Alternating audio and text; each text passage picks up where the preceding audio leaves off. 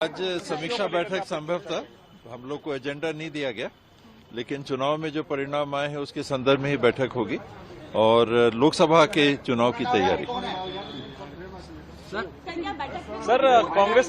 कांग्रेस के राज्यसभा सांसद हैं धीरज साहू, उनके रिपोर्ट तो नहीं लेकिन जवाब तो देना होगा जो भी सवाल आएंगे। सर, कांग्रेस के राज्यसभा सांसद धीरज साहू के ठिकानों से करोड़ों कैश बरामद हुआ है, जिसको लेकर प्रधानमंत्री मोदी ने भी ट्विटर पर सवाल उठाए हैं। और बीजेपी के सांसद कह रहे हैं कि ये पैसे छत्तीसगढ़ और मध्य प्रदेश घोटाले से जुड़े हुए हैं। अगर कुछ पैसे मिले हैं तो जांच का विषय है, जांच कर लिया जाए और पैसे कहां से आए, किसकी गलती है, उसके ऊपर वैसी कार्रवाई की जाए। बाबा, एक चीज और पूछना चाहूंगा, ये जो हार हुई है खासतौर पर छत्तीसगढ़, ये जनता ने हराया है आप लोगों को या ईवीएम ने हराया है? आपको क्या लगता है? देखिए, हारने के बाद ईवीएम की बात उठाना उचित नहीं लगता।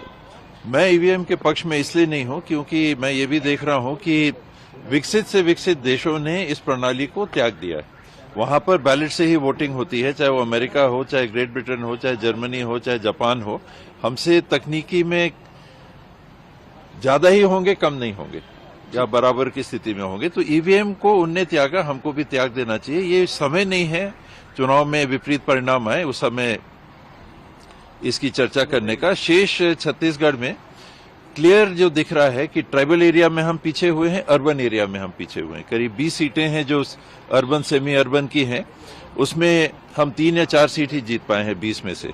और जो ट्राइबल सीटें हैं 29, उसमें भी हम 11 ही सीट जीत पाए हैं। तो ये स्पष्ट रूप से वोट शेयर हमारा अगर गिरा नहीं है तो भाजपा का करीब 14% बढ़ गया। ठीक है सर, थैंक यू सर। मुख्यमंत्री के चेहरे पर ही चुनाव लड़ा गया था, तो क्या हार की जिम्मेदारी सीधे तौर पर मुख्यमंत्री की है?